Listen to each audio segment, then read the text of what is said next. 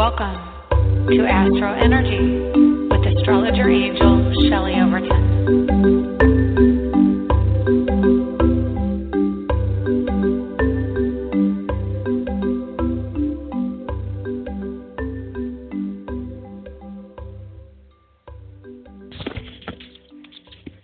Hello and welcome to the AstroEnergy show for Tuesday, November 15th, 2016. My name is Shelley Overton and I am an astrologer in Orlando, Florida.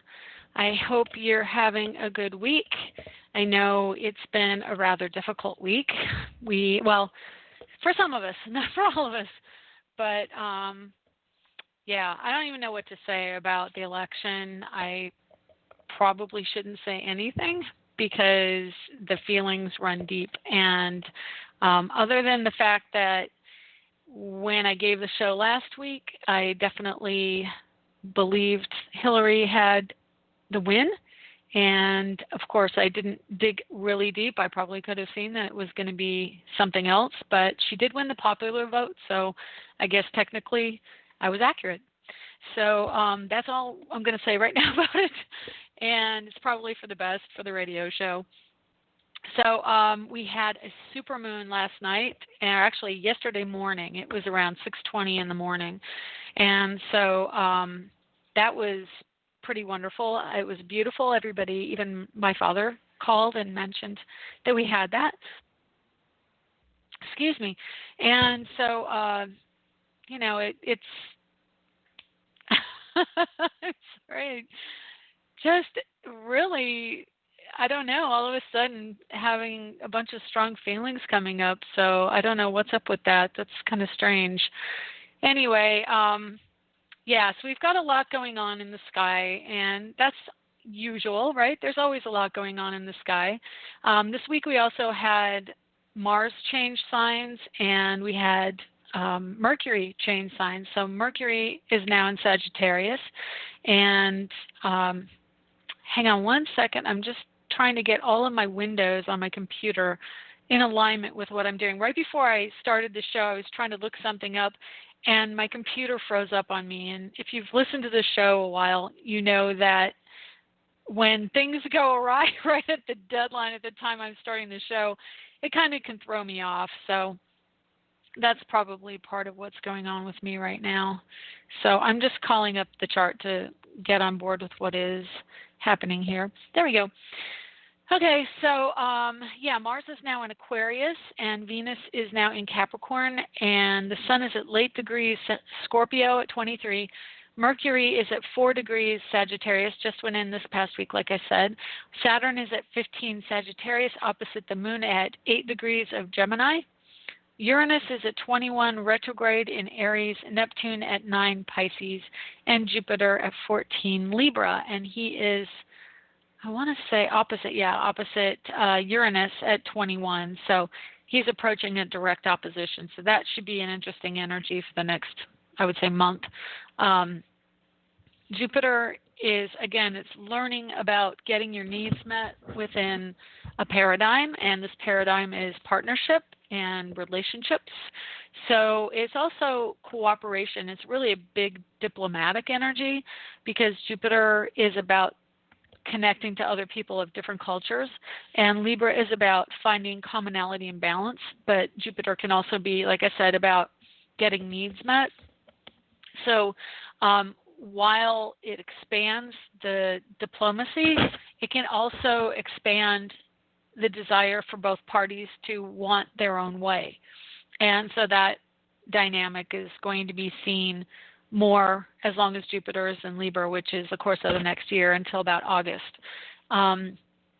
Opposing Uranus in Aries, and Uranus in Aries is obviously the people, but it's retrograde. So that means, of course, it is pulling energy back. It is being more introspective. There is frustration about not being able to express the dynamic and the energy of Uranus, which is very much excited energy. It's electrical energy. It's wanting to move forward and bring new ideas and energy to, and clarity to the realm that it's in, and of course it's in Aries, so it's marketing, it's the sense of self. Mars is the god of war, so it's about being assertive and aggressive in a masculine sense. There is an energy of going backwards, which means that we are looking to the past, to how we have done things in the past, and so that can also find its way into culture and what we're doing culturally. Now, in opposition to a Jupiter in Libra, that means that there will be a standoff, or there is the energy of a standoff. And let's just look up, if I can find in the plethora of windows I have open right now, the ephemeris, and see just how long Jupiter is going to be in our opposition through December 31st. It's at 21 Libra, December 31st, and Uranus will be at 20. So Uranus actually gets back to 20 in December. So it's going to be directly in opposition at the end of next year. Let's just see how far that goes. It'll go up into, oh, look at that. They're right next to each other. Actually, everybody's going to be at 20 degrees. That's interesting. Jupiter is going to be at 20 the last week of December. Saturn will be 20 degrees Sagittarius last week of December.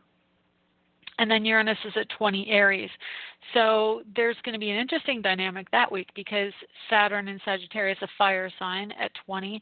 And that means that Saturn will be trining Uranus. And Uranus goes direct on the 29th of December, or between the 28th and 29th. So we're going to see like a buildup from the middle of December on. And it wouldn't surprise me if there's going to be stress aspects. Even though it's a trine, it is an aggressive energy. It's a fire energy. So we're going to see more action taken in the last couple weeks of the month on foreign policy and foreign assertion and aggression, and probably masculine ego, male ego, coming into play. Interestingly, though, starting the 19th into the 20th of December, we have Mars going into Pisces. So he's moving out of Aquarius and going in from an air sign into a water sign. So it's going to be more of the subliminal thing. And I found it really interesting. I guess I probably won't totally be quiet about the election, because we've got the energy of Pisces in the chart. And Pisces, Neptune in Pisces is about the past and about the deep sentimentality and the feelings and the things that are hidden. And so the last 2 weeks of December, when we have Jupiter and Uranus in both at 20 degrees in opposition, we're also going to have Neptune in Pisces. So it's still going to be influencing everything. And of course, Mars goes into Pisces, which means Mars answers to the Pisces energy and will answer to Neptune. So in a way, it's kind of putting this blanket and this damper. It's like really, I got so much stuff I want to say. I can't get it out fast enough.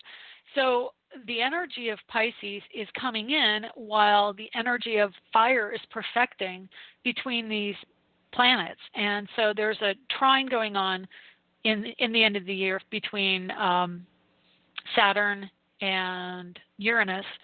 So Saturn is authority and foreign energy, and then in Uranus is, again, the sense of self, and Uranus is going to be going direct. So there's this desire to be moving towards the aggression or an assertive energy, and then there's an opposition with Jupiter, and Jupiter wants to balance things, but it isn't necessarily happening because there's also this energy of Neptune in Pisces, and then Mars will be answering to that energy. So Neptune, speaking of which, is going to be going direct here on the 21st of November, right in time for the Sun to be moving into Sagittarius on the 22nd.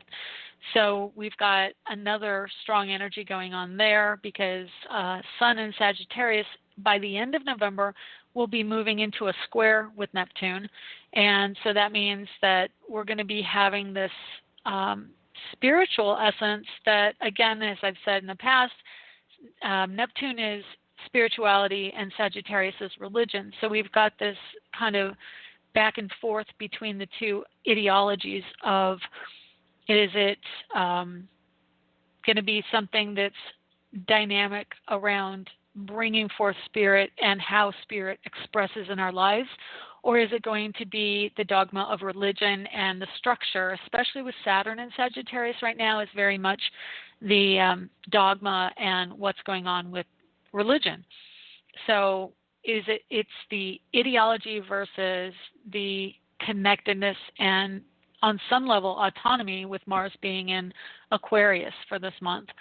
So let's see when Mars moves out of Aquarius into Capricorn, because that's also going to have a strong effect on things. Mars just went out of Capricorn into Aquarius, so we're looking at Venus going into Aquarius on the 8th of December. And so Aquarius, again, is the sign of the people. So Venus in Aquarius is a connection and expression of a love nature for the good of all. So that actually is going to be beneficial to everybody in December, because Venus in Aquarius is really just a love of humanity and what's right for humanity. And then, of course, there's an overlap between Venus and Mars both being in Aquarius between the 8th and the 20th of December.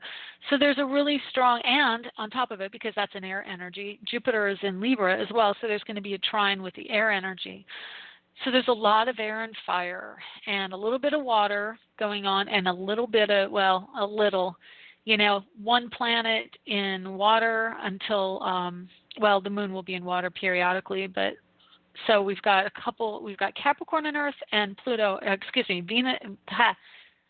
Mercury in Capricorn, and then there will be a retrograde in Capricorn in December, and then we're going to have Pluto, of course, in Capricorn for the whole month of December as well. So it's just a smidgen of Earth and a hint of water, and then the rest is air and fire. So it's going to be volatile, it's going to be expressive, and we're going to want to move forward even within our lives. We're going to want to take action, and that means a lot of that fire energy is going to bring us to a point of saying, I've had enough, I need to move forward, I'm going to do it. It's no longer waiting for permission. It's actually, I'm out there and I'm going to do it, and I'm tired of having everybody tell me what to do. So that kind of energy is coming in. So hang on, I've got so many things going on here, and I apologize. I'm trying to get rid of some extra windows that I had open and, have a little bit more clarity myself. So, and I actually don't think I've opened up the chat room, which I probably should do real quick here. If you have an interest in going into the chat room and chatting with other people, we can have that open now. Okay, so what else have we got? I'm just going to pop back over here to my ephemeris, and of course, trying to juggle my windows. Okay, that's what happens when you don't have an ephemeris book. I still haven't found my printed ephemeris, both of them, my daytimer and my actual ephemeris book. So I'm still kind of at the mercy of the internet, dealing with all my charts and information here online. So I've got lots of windows I'm going back and forth between. So I'm just trying to find out for you dates. So on the 13th, which is just a couple days ago, Venus went into Capricorn. Mars went in on the 10th to Aquarius. And let's see if there's any other planets that are lining up to do something. Yes, Neptune goes direct on the 20th. So that's pretty much everything that I mentioned.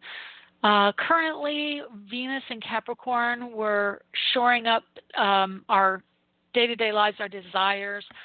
We might be pulling back on some financial things. We're going to be looking to get everything squared away with that.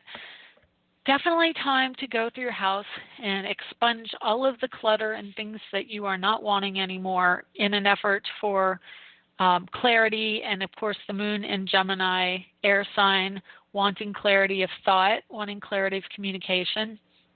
The next couple days, it's going to be a time of talking both sides of the story, or probably multiple sides of a story. We're going to be finding out many different angles. And of course, moon moves into opposition with Saturn today. So the moon is still fairly full. So even though it's starting to wane, it's like information's being poured out. But because of the opposition to Saturn, which is now direct, there's going to be a standoff. And I think it's interesting because Saturn and Sagittarius can also bring about information coming to the table, and Mercury just went into Sagittarius, so even more energy. And right now, actually, the moon is opposite Mercury, so today's a really great day to find out some new information, or also has a potential to be kind of shuffled aside and not necessarily find out all the details that you were hoping to find out, or something standing in your way that may need to come in from a body that's farther away. So like if you're doing some type of business plan or business endeavor, it may not be able to go forward because of something that's coming in from another part of the country, or from people who haven't given you the information that might know it but aren't available. Maybe they're on vacation. So that kind of energy is pretty strong today, and I know I've actually run into that a couple times recently. So yeah, let me see. Mars in Aquarius. Mars in Aquarius is sextile to Mercury right now. They're both at exactly 4 degrees. So they're kind of talking. Actually, Mercury will be probably all day. It will be almost exact. It's within 4 minutes of an exact sextile to Mars, meaning they're working in cooperation. So things are happening on a foreign field. There's some new ideas being brought to the table, and more people are being brought in. We're in, again, with what's going on in Washington, there are people being assigned different duties. That's all Mars in Aquarius, coming up with ways of doing things and inventiveness, actually. And you know what? It's actually pretty good, because right now with Mars in Aquarius, we're incorporating how this is going to affect people en masse. So that's a good thing. And with the sextile to Mercury, it's like, okay, now we're talking about some new ideas, and we're learning how to express that. And Jupiter is Mars is coming up on a trine to Jupiter as well, with the air energy of Libra. So I'm going to keep a positive thought that we are going to find ways of cooperation somehow in what's going on. Okay, let's see. That being said, let's get to Venus, because Venus wants to be talked about here.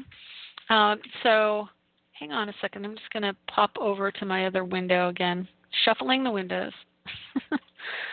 Okay, so I'm just trying to find out for you when Venus was discovered, and I haven't been able to find that out for you yet. So that was my kind of thing. So it takes 243 days for Venus to go around the solar system, or around the sun in our solar system. Yeah, and I don't see.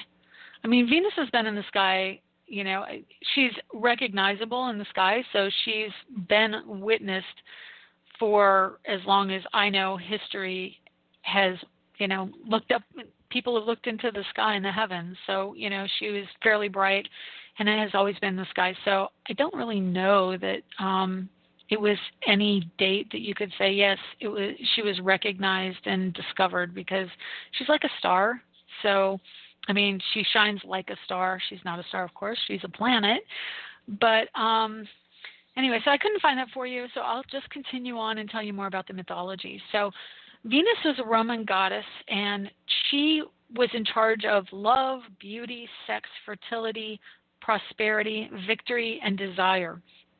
The Roman mythology had her as a mother of the Roman people through her son. I don't want to pronounce this. I'll pronounce it Ennis. It's Aeneas, Ennis, who survived the fall of Troy and fled to Italy. Julius Caesar claimed her as his ancestor. Venus was central to many religious festivals, and she was held in great esteem in the Roman religion under numerous titles. And the epithets, which, if you remember from before, from when we were talking about other mythologies, epithets are names that we have for her. And so she has so many, again, like they all seem to have many epithets, but what they do is they hyphenate or add another name to Venus, and then that epithet, that entity or energy is associated with her. So she's got Aphrodite, which I think we all are pretty familiar with Venus being a derivation or a synonym for, or Aphrodite being a synonym for Venus. She has one which is Myrtle, and that is the goddess Venus of the myrtles, and that actually is a representation of her as the plant myrtle. If you are familiar with myrtle, which we have crepe myrtle in Florida, but I don't know if that's exactly the same thing. So it's a white, sweetly scented flower, aromatic green leaves, and has many magical medicinal properties, which is quite interesting. And Venus Myrtle, or her worshippers, saw her as having worn a crown of these myrtle flowers. So that's really beautiful. And then it was also considered to be a potent aphrodisiac, myrtle, the plant myrtle. So, and there are other synonyms and things that go along with it, but I'm actually not going to touch on them because they're kind of personal. And so there are also, I'll just tell you a few of the other epithets. Venus Genetrix, which is Roman, and Venus Eryncia, or Eryx, E-R-Y-X. There's Eryncia, Victrix. So she was also seen as a symbol of victory. And then let's see what else. I know I saw 1,000 of them here. Rustica Urbana, Acidalia Celestius, which is celestial or heavenly Venus. Syrian, she was a Syrian goddess actually also, that particular goddess of Venus. Venus Calva, I don't know why it's so hard to pronounce. C-A-L-V-A, Calva, which is the Venus, the bald one. And Closina, the purifier, and lucky Venus is Venus Felix, and Venus Genetrix, which I said earlier was Venus the mother, and Heliopolitana. So many. I could just go on and on. Anyway, so there were many cults that were looking up to Venus, and she was represented in cults, and she was represented as a religious legitimate charm and seduction of divine mortals, in contrast to the formal contractual relations between most members of Roman's pantheon and state. Boy, that's pretty heavy, isn't it? So she was the mother of Cupid and the wife of Venus, or the partner to Venus, to Mars. So Mars and Venus were considered a couple, and also, she's found in multitudes of domestic and archaic paintings. She is if you've ever heard of the term Venus on the half shell, she is the woman inside the clam that I think she's holding a pearl, or there is a pearl in that one. So it represents her and her beauty. And let's see, I think there's also some of wisdom as well in here. But there is a painting of her sitting on a rainbow with her devotees offering their hearts to her, and it's a medieval representation in the 15th century. There were roses and flowers in her likenesses, and she is kind of considered the ultimate feminine in our society, and all of the symbology of fertility and feminine and a goddess and beauty is all represented in astrology in the signs Taurus and Libra, who both see Venus as their ruler and their archetype. So, yeah, anyway, Venus, probably one of my favorites. She owns the day Friday, so probably not surprisingly, because don't we all love Friday? In the French language, it is Vendredi, which is V-E-N from Venus. So the Latin assigns Venus that day of the week. And anyway, I think that's pretty much the culmination of everything that I have researched about Venus. If you would like to call in for a reading, you can get me at 347-994-3365. And we are trying to open up the chat room, but it doesn't want to open very well. So anyway, I'm going to take a 2-minute break, and then we'll be back and take the calls.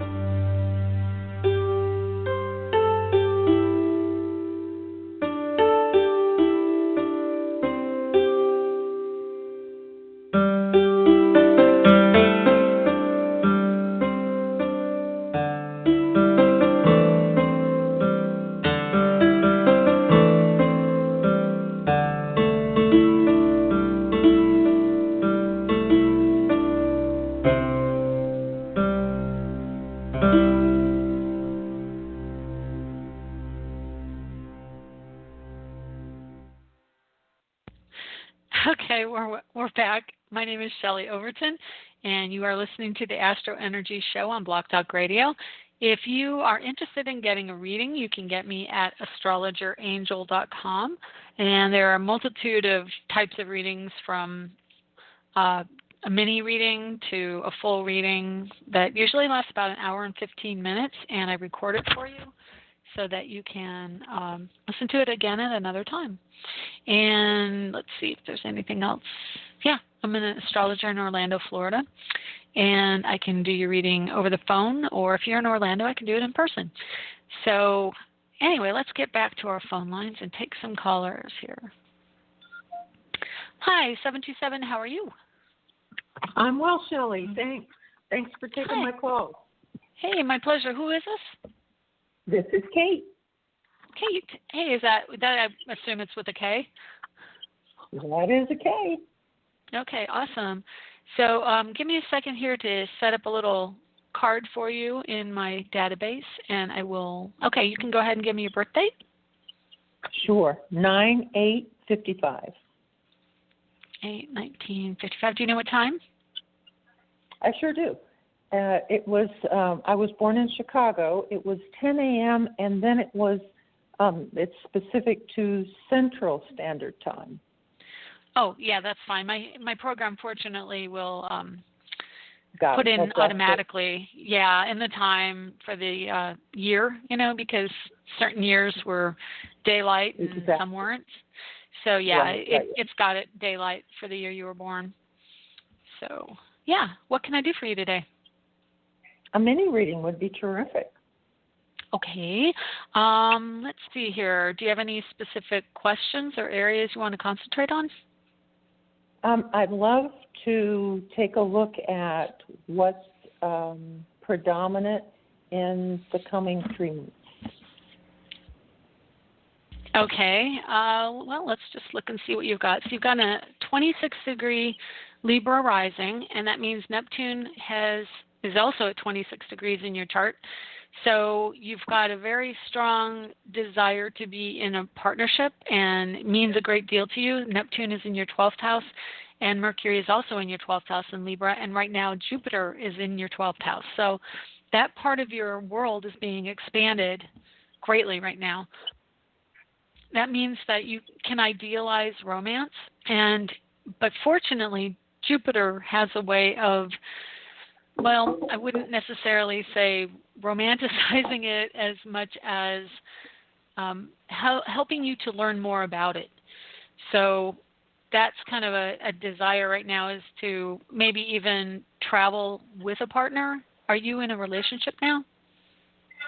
I am. I just got back from Spain with a partner. There you go. And today, interestingly, you have a moon return. So once a month, the moon is right where your moon is. And literally the moon's at 8 degrees right now, and your moon is at 5 degrees. So the moon is in the sky right where your moon was the day you were born. So that's kind of interesting if you think about it. Shelley? Pardon me? How does that bear out in terms of significance in the physical realm? Well, it actually means that you are feeling the energy that you carry with you all your life.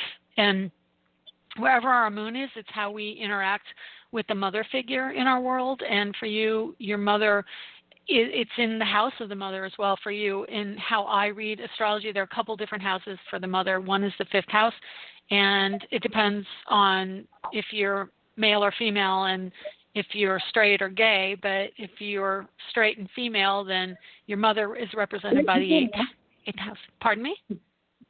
Straight and female in this case.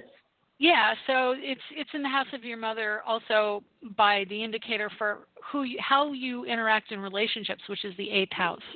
And if your father's the 7th, your mother's the 8th, and if you were male, then it would be the opposite. But so the mom in your life is a very intense energy. It's in the house that's represented by Scorpio, which is the 8th house, but it's in the sign of Gemini. So there's a duality to the dynamic with your mother. Either you may have had 2 mothers, and you also have the energy of chattiness along with that, which is the Gemini energy. And so right now today, like is your mother around still? My mother is alive. It's so interesting because we have had very a dichotomy in our relationship, strained at times, intimate and intensely close at others. Yep, that's Moon and Gemini in the 8th house. So, and yeah, it's a duality. As a child, that's interesting that you would use the word chatty, given the derivation of my name. My family would refer to me. There was a doll when I was growing up. Now, this Chatty will date Cathy. me. Yep. Chatty Cathy. I remember that. Well, yeah. definitely for you with the moon in Gemini makes you more inclined to want to talk it out. Now, because Gemini is an electrical energy, I mean, it's an air sign, and it resonates to data, it resonates to computers and phones and things that are electrical as a means of expressing. So the mother energy, you probably connect better when you're talking on the phone, or as opposed to in person necessarily, that you, or even in emails, it could be better for you to communicate that way because you are able to say more what you really mean, and it isn't clouded as much by the emotion. And for you, you're more, you interpret nurturing energy better if it's intellectual and processed through the mind. That's what Gemini does. So you have a strong mental energy with your relationship to your mom. So, with everybody. That's very on target. I'm chuckling because I was out last evening with friends, and their comment was, "Boy, are you on?" Because I was just feeling particularly animated in narrative and storytelling. Oh, awesome. And, yeah. That's cool. No, definitely having the moon in Gemini makes you a more conversational person, and it can make you a little bit, at times you can be nervous. Anytime there's a Gemini energy, or sometimes Virgo, Virgo tends to express the energy more through the intestines. They internalize the nerves, whereas Gemini is up in their head. But you have 3 planets in Virgo, and one is Venus, then you have the Sun, and you have Mars. So you do have some Virgo energy in your chart. So it wouldn't surprise me if you can, at times you might get more self-aware and self-conscious around groups of people, especially around your career choice. It is in the house and in friendships, like in business settings. Maybe it's a little bit more pronounced in business settings that you tend to withdraw a little bit more and aren't as expressive and out. You do have 2 planets in Leo in your house of career. Your career is ruled by Leo, but that means that you can gain the attention from people, you can be in the spotlight, but then the more personal side of you, that's like the interpersonal or the transpersonal, meaning larger groups of people, you can be more comfortable being in the spotlight, but then when it comes to the one-on-one, you're a little more guarded, and you don't mind having some spotlight, but then it's like, well, when you really want to get to know me, you better talk about more, you got to take it slow, and then you got to be more real. You're not one who likes to do superficial things. I mean, you have some ability to chit-chat. You can hold your own in like conversations and parties that you don't know anyone, but Saturn and Scorpio in the first house, it's not really your first choice, especially having 3 planets in Virgo, which is much more, I want a one-on-one and you better get to know me. I'm not going to spill everything unless you get to know me, and then only to certain people. And then Saturn and Scorpio it's in your first house, which also makes you very guarded and kind of hidden, and you gather information from people, but you always keep a little pocket of information that you can pull out in case you need it. Like that's your stash of information. Like you get secrets from people, and you can keep secrets. You know how to do that. Very well. Yeah. So, you're like, no, I'm going to keep that to myself. So you just were in a Saturn return now. Saturn's in your house of money. So it's about travel. It's about real estate. It's about enjoyment, adventure, and connecting to people of different cultures and really learning about this, especially now with Mercury and Sagittarius. You're wanting to find out more information about things. You're seeking out a higher understanding. And it's also the spiritual house. But for you, money can be very connected to spirituality. So it can be a more difficult placement for people who are trying to earn money and just be really pragmatic. You have a lot of planets I'm familiar with because I have planets in similar positions in my chart. So you have a deeper connection to people one-on-one, so it makes it more difficult to just say, hey, I'm going to go do this for the money. Although Mars in Virgo, you're a worker, you're a workaholic, and, people can rely on you for sure in your career. And the fortunate thing for you is you have Jupiter and Leo, which makes you able to get money through risk and through gambling. So like if you're able to be in a position where there's a risk to be taken, you can land on your feet really well, especially in your career, and people really like you. So currently, from now through the end of the year, all the planets, the faster moving planets, are really in the first quadrant of your chart, which means this is more about learning about you and your motivations about things. It's not as much about the world out there, although today with Moon in your 8th house, that's going to be the world out there and other people and your mother. So you may be talking to your mom. If you haven't talked to your mom in the last day, you're going to be talking to her probably in the next couple of days. And then you also have Mars just went in, again, this week, went into your house of mom, home, and family. So, you've got that energy going on. And for the next month, I think, hang on, let me just find my chart. And see, again, trying to find all of my little planetary positions here that are hidden amongst a number of different windows I have open. Okay, so Mars in Aquarius is going to be there through the 20th of December. So for the next month, it's about home and family and, nurturing and also finding the freedom, because Aquarius is very much about wanting freedom, don't tell me what to do, and having Mars, which is a more masculine energy in the sign of Aquarius, is like, okay, now I'm going to go through and I'm going to be very detached about things, and I'm going to go do what I need to do and get it done. And it's a really great time for clearing out the house, for clearing out some deeper emotional things that might have been bothering you, especially because this week Mars got conjunct on your Chiron, which is at 0 degrees Aquarius. And Mars on Chiron is triggering a part of your life where you felt restricted and hurt by someone. And this is probably a friendship or a sibling. And then Aquarius Chiron, 0 degrees Aquarius Chiron, in the house of communication, something happened to you around communication and not being able to speak freely, having freedom of thought, and also expressing your own personal power around communication. So that has been triggered this week as well. If you felt it, that's why. At the same time, resolved? Pardon me? Does that get resolved? Is there some feeling? It's going to be resolved, but you've got a very large resolution coming closer to next decade, which is when Pluto hits Aquarius, which is 2023. That's going to be right on your Chiron. And this is a huge, huge thing for you. It's a huge thing for culture in general, for the world, because Pluto going into Aquarius is the shifting from hierarchical understanding to more localized, autonomous expression of our culture. So we're really wrapping up the end degrees of everything is given up to authority figures, and then we're going to be taking it on for ourselves. We're not going to give up our personal power anymore. And so when Pluto hits that Chiron of yours, it's a major watershed moment for you. It's going to be huge.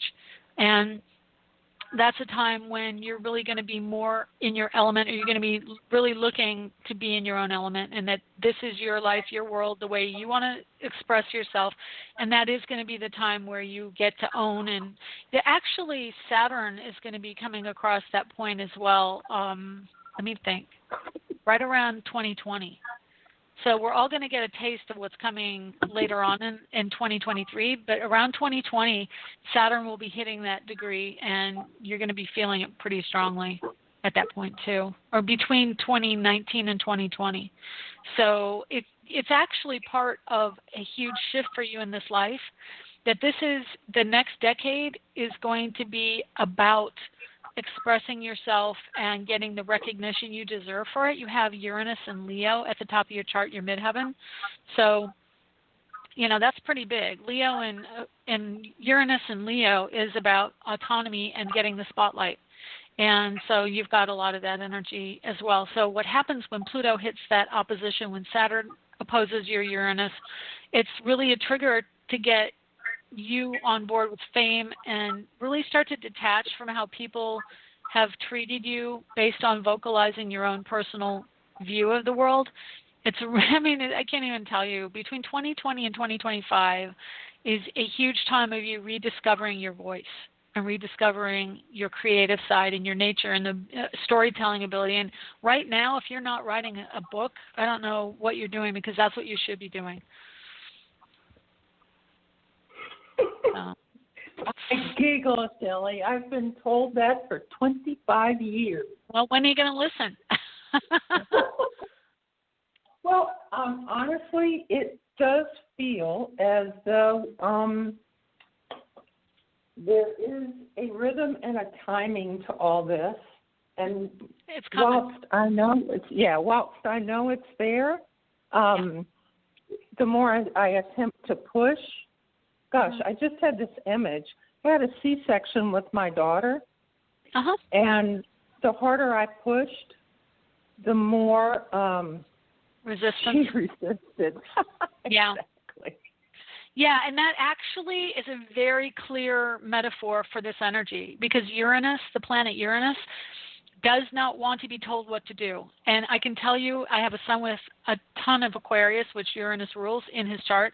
And the more you tell them what to do, the more they will find ways to go against you. You personally, interestingly, you said that, Uranus, the planet that doesn't want to be told what to do, is in Leo, which rules children, at the midheaven, which is the top of your chart, your fame point. And then conversely, you have the Aquarius Chiron at 0 degrees Aquarius, which again, don't tell me what to do. I want to speak my mind. And then Mars is right there. And then also Neptune is transiting your house of children right now, about to go direct. So that is also a connection to children. I wanted to say, if you haven't written a book, children's books would be phenomenal, or even something that you can do like an electronic book, because of the Uranus connection has to be technological. There's got to be some kind of technological aspect. So even if it's an online ebook, I'm telling you, you're missing your calling if you're not doing storytelling, because Uranus and Leo, like, you can spin a tale like nobody's business. Like, Big Fish, the movie Big Fish, that's you. Right. So, definitely it's happening. It is definitely something related to children and parenting and those relationships, And you have a great sense of humor. You have North Node in Sagittarius, and you've got all the planets in there. I think the planets are lining up to help you, but Pluto is midway through your house of communications, which is also the writing house. And you've also got Jupiter in Libra, which Libra Bibliothèque, library. So that's also going there. You have Neptune on your rising, which is the storyteller of ancestry. So whenever I see, and it's also film.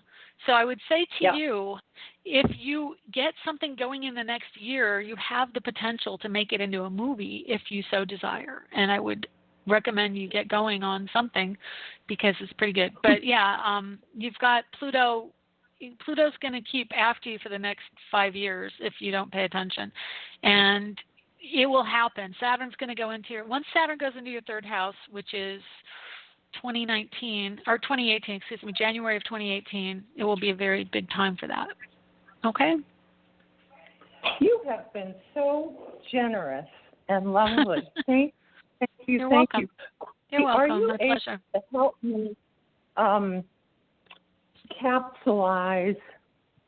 When I was in my 20s, I was told you're going to have a degree of success, and you will work very hard in the first part of your life. The next 5 decades are going to be much easier and bring you to your destiny and to place. Do you see that in the chart, Shelley? Yeah. Yeah, definitely. I'm just trying to see. Pluto right now is in trine to your Sun and your Venus, and having all those planets in Virgo definitely are the workers of the zodiac. But as time goes on, the progression of those planets puts them in Libra. They might actually by now probably be tipping into Scorpio, which is pretty intense. So you probably have had some intense years in the last decade because of the progression of your planets into Scorpio, like Venus and Mars and everything. But yeah, the later years, you've got Neptune going through Pisces, and then Neptune's going to be going into your house of work, and that's laid back. I mean, by the time Neptune gets in, and it's a ways out. It's a couple decades almost out. So, yeah, Neptune in Pisces is going to, what it's doing is it's opposing all of your planets in Virgo, and it's teaching you how to relax and teaching you how to let go. So, yeah, I do see that. And by the time Pluto gets to Aquarius, that'll be starting to feel more light.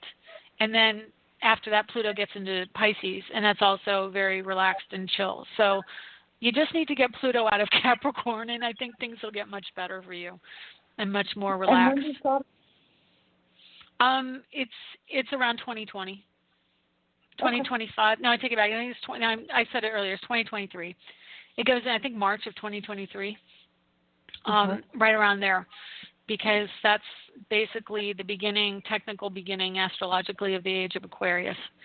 So that's when we are moving in. And the age of Aquarius is about autonomy. It's about local business. It's about humanitarianism.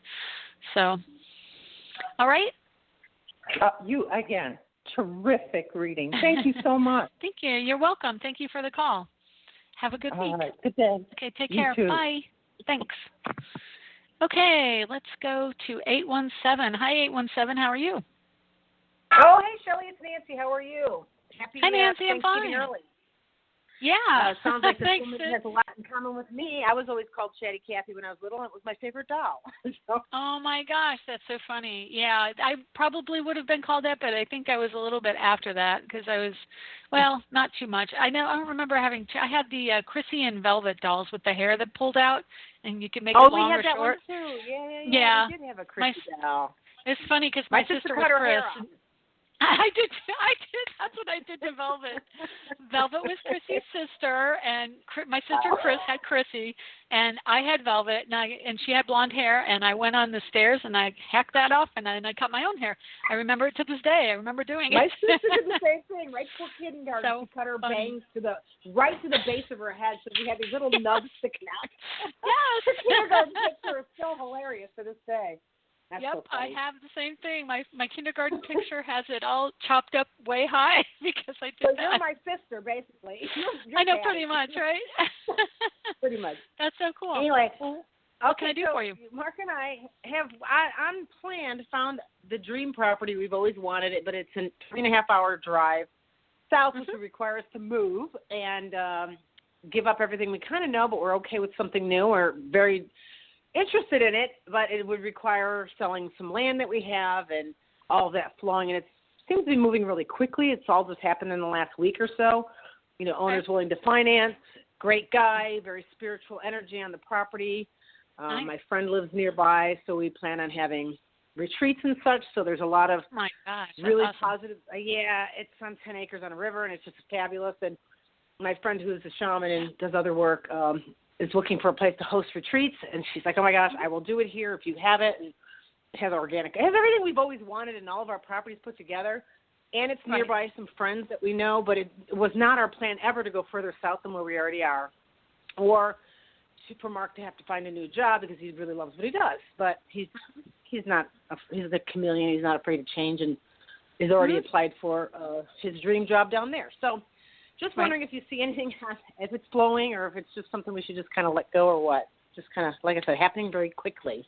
Well, I'm just looking to a few different places in your chart. So the house of property, you've got Neptune there. Neptune, again, is about to go direct next week on the 20th. So I would not sign anything until then. And once it goes direct, it's going to come up on your Mercury. So it's aligning. Neptune is your dreams, okay? And it's aligning with Mercury. So it's your thoughts and the vision for what you want. So your south node, South Node's right on your natal South Node as well. So this is something, I think, definitely bringing in some karmic energy from the past with this. Hang on, I just want to see what Chiron's doing, because Chiron is right there too, which could be, it's the wounded healer. And where is your natal Chiron? Your natal Chiron's in Pisces also, and Chiron's still there too. So fortunately, it's a little ways away. I know that I think it had already been on. You already had a conjunction of your Chiron, so now it's moving away. The things that I see that kind of concern me are Vesta in the house of partnership. So is there a woman who's being difficult about something? Somewhere in it? No, okay. It's just a single guy that owns it. Okay, I would just be on the lookout for like something that might be coming up with a woman, and it could be even like signing papers, and the woman can be difficult, like signing papers or something like that. But yeah, you've got Mars. I'm assuming that you just found it when Mars hit your Jupiter, which would be expansion and fortune, and that's also property. Yeah. Last Friday we saw it, and we had seen it a couple months earlier, but we've been corresponding, and it was the first time we were able to get down there to see it, and we had a little ceremony on 11/11 while we were there. So yeah. Well, in December looks really good. I'm not seeing anything that really says, oh no, don't do it. I've got Mercury now is in Sagittarius, which is property and real estate, and then Mercury's coming up on Saturn. Let's see how long it takes to get in conjunct with Saturn. In conjunction, I should say, not in conjunct. On the 22nd of this month, which is also Sun in Sagittarius, so that's good because that puts the Sun right up there as well on the property. We're looking to go down next week and possibly spend the night there at the house. What timeline are you looking? Like, I mean, because couple months. the only concern I have is that Mars, when you found the planet, when you found the property, when you found the property, Mars and Jupiter were conjunct. Okay, so that was like boom, and it's in Aquarius, which is very fast, and it changes its mind. Okay. To culminate the energy, the next entity it hits is your Chiron in the house of property. So that tells me that something could be going on with water. And is there water? Is there good runoff? Is it a property that could potentially get flooded? And there is a river, but the house is really high, so the house would never get flooded. It's far enough away. Okay, but there could also be some concern about either plumbing as it relates to electrical, because you have Mercury in your house of property in Pisces, which is an electrical issue, something like water's dripping on the wires and causing an electrical issue, something like that. So I would watch out for water issues with the property, and if you do sign papers, I would wait until after, let me see where Mars hits, so I just want to tell you when it would be a good time. Probably the 20th of December. Then Mars. That'll be a while. We're not looking to jump right now and sign anything. It's just good. Just even January, if you could wait till January, I would even wait till then. And I would definitely, if it gets closer to actually signing papers, call me and let me know, and I'll look at what's going on there and tell you a good day of the week. If it's actually within a week or something like that, we could nail it down. It would require. Yeah, I think it would require us to sell our land that we have for sale here in order for it to flow. So that may have you take already a month put or your two. land up? Have you already put the land up for sale? Just last night I put it on Zillow. Yeah, it was on Craigslist up until then. I didn't. So. Oh, okay. So are you just selling it FSBO? For sale by owner? Okay. Yeah. Just last night, and Moon went into Gemini. I don't know when Moon went into Gemini. Yeah, hang on a second. I'm going to do a chart for last night. What time did you put it up? Probably around 8-ish, 7, 8. Okay, I'll just put it for 7. And where is the property? It's here in where I live, Eureka, Arkansas. Okay. No, not Alaska. AR. No. AR, right. AR, not AK. Okay. Well, if you put it up at 7, Moon was at 28 Taurus, which concerns me, which means nothing will necessarily come from it. That's why the exact time would be really helpful. If you put it up at 8, even 7 and 8, if you waited till 8:30, it would be into the sign of Gemini, and that would have been better. I put it up, and then I fiddled around with it, and I changed it around. In fact, I think I made some modifications to it after 7, so I had to change the location, or I had to change what showed up, and right. I think it was right around 8:15 when yeah. I kind of official.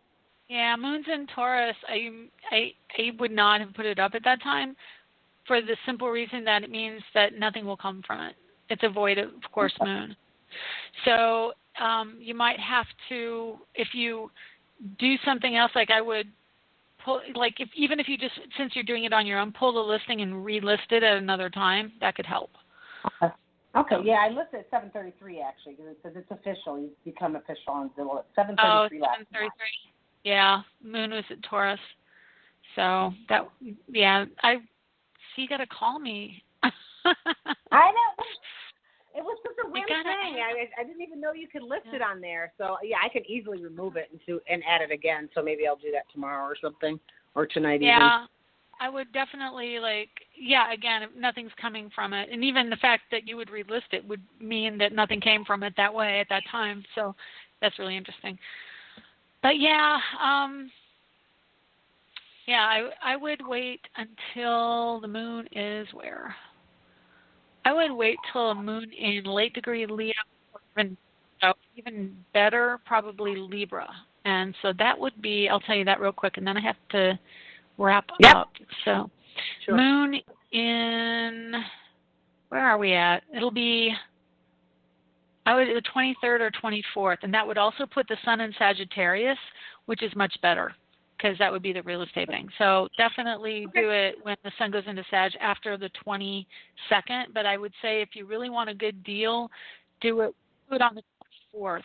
And after, and I can't tell you because I don't have an ephemeris that tells the specific time, but I would say afternoon. Right. Do it afternoon, and Moon will be in Libra, which is partnering with somebody and getting a buyer, and then Sun's in Sagittarius, which is real estate. That's when I would list it, 23rd, and that's 24th. Thanksgiving Day, so that's Thanksgiving. Well, do it on Thanksgiving Day. I will. Perfect. People will be like, I can't live here anymore. It's too crowded. I got to go buy a house. Oh, look, there's a house. Exactly. Well, thanks for the thanks, Shelley. Appreciate it. Happy Thanksgiving. Take care. You too. Have a good Thanksgiving. Bye. You too. And that's the end of the show for this week. And come back next week. We're going to be talking about Mars. So, let me see. Tuesday. Yeah, we'll talk next week. Okay, take care. See you next week. Bye.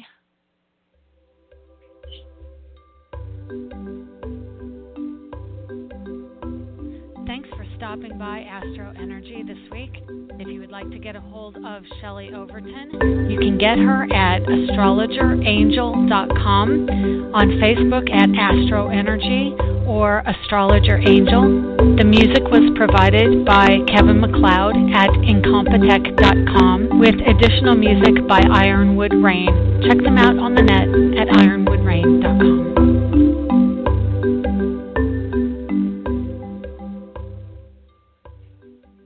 When you don't go to Geico.com, car insurance can be confusing. Like Swedish techno confusing. Bark, bark, meow, meow. Dance with me, purple cow. Bark, bark, meow, meow. Ooh, you lovely cow. Geico makes it easy. With 24/7 access, all you have to do is go to Geico.com and you could save money on car insurance. It just makes sense. Unlike, Dance with me, purple cow. I like your move.